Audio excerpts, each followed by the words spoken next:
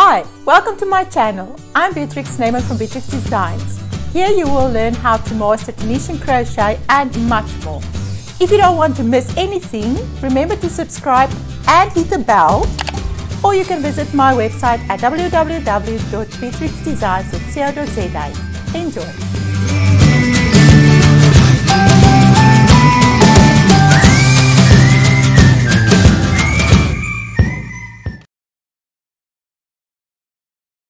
Today we will have a look at the Tunisian Knit Stitch. If you look at this piece, you immediately identify this stitch as the stock knit stitch in knitting. It looks exactly the same.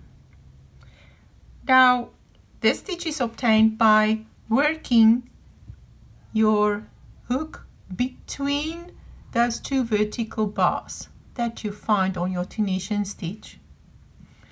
This fabric is very thick due to the way that it's worked, and it also tends to curl a lot, just like in knitting. Now let's have a look on how to create the stitch.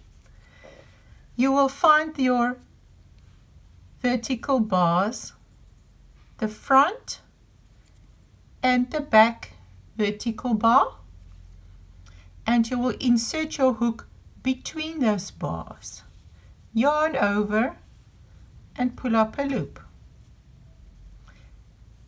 The next one, there you go. You can identify the front and the back vertical bar, insert the hook between those two bars, through to the back, yarn over, pull up a loop. Now what is happening is that for the way that you work with your hook, it pushes the back vertical bar towards that front to give the familiar knit stitch look. And this is a very easy stitch to work if you just keep on working between the two vertical bars and not by accident perhaps insert your hook between the space of those vertical bars, but between the vertical bars itself. Your last stitch will be worked just like in Tunisian Simple Stitch. It will be worked Tunisian Simple Stitch wise. Insert the hook underneath the front vertical bar and that back bar of the chain that you made during your return pass. Yarn over, pull up the loop, and on your return you will work also Tunisian Simple Stitch wise by chain the first one and yarn over, pull through 2 loops all the way through up to the end of your return pass, and that when you have 1 loop left on the hook. Something else on the Tunisian knit stitch that I want to share with you are the side edges. You will see the left side appear nice and neat, and that is achieved when you work your last stitch on the forward correctly by inserting it behind the front vertical bar and that back bar. But the right side, or the start of the forward pass, you can see that these stitches look twisted. Now for that I found a solution, because this really bothered me, and I will show you very simple technique what I do. On my last stitch, when I do my return pass, I will, before I start with the next forward pass, I will remove my hook and then from the loop, and then I'll just insert it from the back of the loop. So basically I untwist this first stitch of my Tunisian knit stitch, and then I will just continue with the rest of the stitches. Now let me show you an example of what it will look like when I work a whole block or project by using this method. You can see my edge looks nice and neat. The stitches look exactly like the left side. And here is a sample of when I did not untwist that first stitch. And you can see they still appear twisted. And to me it looks very unneat and sloppy. So I prefer using this method. Yes, it might seem a little bit of a schlep, taking out your hook and just inserting it back again.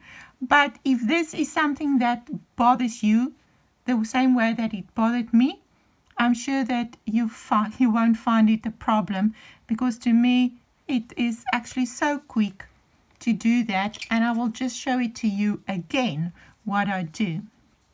I just work my last stitch on the return pass, take out my hook, insert it from the back, and that untwist that first loop, and then I will just continue with the Tunisian knit stitch. Now to bind off, I explained some bind off methods in a previous lesson on binding off that I do have here on my channel, but I will show and demonstrate to you just again what I do when I do bind off on the knit stitch, because the Tunisian knit stitch tend to do a lot of curling on the top and bottom edge. Instead of working my slip stitch as I would on my Tunisian Simple Stitch and most other stitches, I'll just work a few of the slip stitches. I would rather do a single crochet, which is American terminology. For the British terminology, it would be the double crochet. And that is what I do when I bind off the knit stitch. And I will show you the difference in working these two methods in a moment. Your last stitch, you will insert your hook exactly the way that you would when you just work the stitch normally. And there you go. You can see the difference in working a double crochet or a slip stitch. Here you can see it's like the slip stitches lie on the surface of the fabric, so it does not really give a nice bind off. You can use this method if you perhaps still want to work into these slip stitches to do a different edge, like in a normal crochet edge, or when you need to join another piece to the piece that you bound off.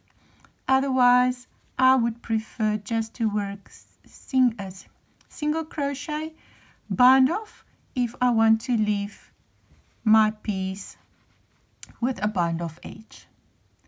And that is all on the Tunisian knit stitch for today.